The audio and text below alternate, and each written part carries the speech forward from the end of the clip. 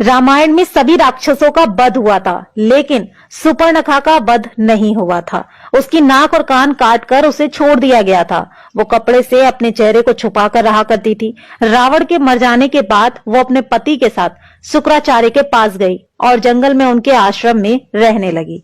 राक्षसों का वंश खत्म ना हो, इसीलिए शुक्राचार्य ने शिव जी की आराधना की। शिव जी ने अपना स्वरूप शिवलिंग शुक्राचार्य को देकर कहा कि जिस दिन कोई वैष्णव इस पर गंगा जल चढ़ा देगा, उस दिन राक्षसों का नाश हो जाएगा।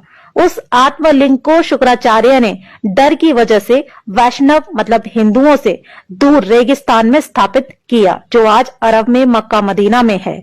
सुपर्णखा जो उस समय चेहरा ढककर रहती थी, वो परंपरा उसके बच्चों ने पूरी तरह निभाई। आज भी मुस्लिम औरतें अपना चेहरा ढककर रहती हैं। सुपर्णखा के वंशज आज मुसलमान कहलाते हैं, क्योंकि शुक्राचार्य ने इनको जीवन दान दिया। इसलिए ये शुक्रवार को विशेष महत्व देते हैं। पूरी जानकारी तथ्यों पर आधारित और सत्य है। आगे देखिए दोस्तों, अब जानते हैं कि इस्लाम कैसे पैदा हुआ। असल में दोस्तों, इस्लाम कोई धर्म नहीं है, वो एक मजहबी दिनचर्या है। मजहब का मतलब होता है अपने कबीलों के गिरोह को बढ़ाते चले जाना।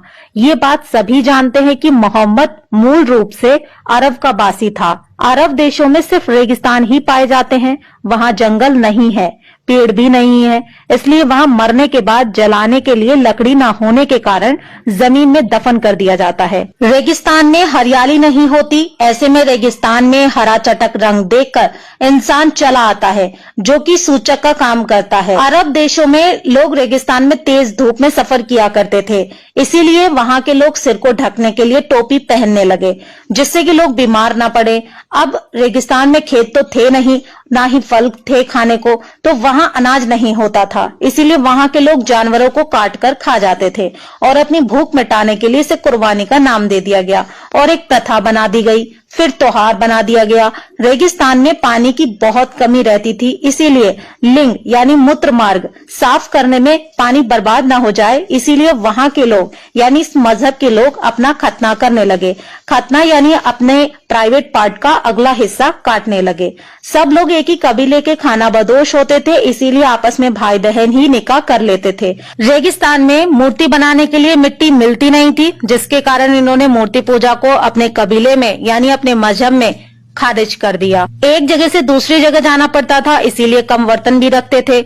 एक ही थाली में 5 लोग मिलकर खाना खा लिया करते थे। कबीले की अधिक से अधिक संख्या बढ़ाई जा सके, इसीलिए हर एक को 4 बीबी रखने की इजाजत दी गई थी। अब समझे, इस्लाम कोई धर्म नहीं, मात्र एक कबीला है जो सिर्फ जनसंख्या बढ़ाने के लिए बनाया गया है। और इसके नियम असल में इनके सिद्धांत नहीं, इनकी दिनचर्या है। सबसे बड़े लुटेरों को खलीफा और अन्य बहुत सारी उपाधियां दी जाती थी ताकि उनका कबीला बढ़ सके।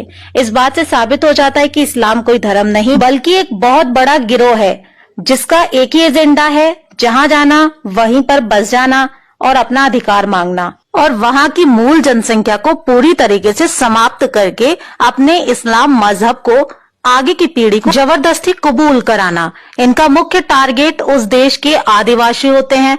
जब तक ये उन आदिवासियों के बीच कम होते हैं, बस तभी तक ये अपनी जनसंख्या बढ़ाते हैं। जब इनकी जनसंख्या उस जगह के मूल निवासियों के 1/3 या बराबर हो जाती है, तब ये धर्म परिवर्तन कराकर रातों रात 2000 से 2 लाख मुस्लिम की योजना पर काम करते हैं।